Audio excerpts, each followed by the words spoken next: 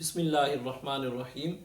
بہت سے لوگ یہ پوچھتے ہیں کہ 23 مارچ کو یوم پاکستان کیوں منایا جاتا ہے۔ یاد رکھیے کہ آل انڈیا مسلم لیگ کا 27واں اجلاس منٹو پارک لاہور کے اندر منعقد ہوا۔ وہ اجلاس 22 مارچ سے لے کر 24 مارچ 1940 تک جاری رہا۔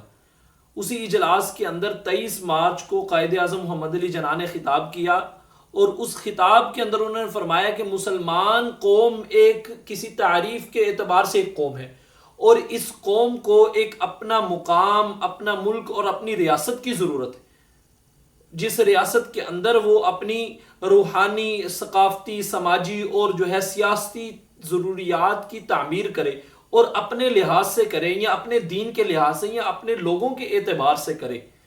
اسی قرارداد لاہور یا قرارداد پاکستان کی یاد میں 23 مارچ کو یوم پاکستان منایا جاتا ہے۔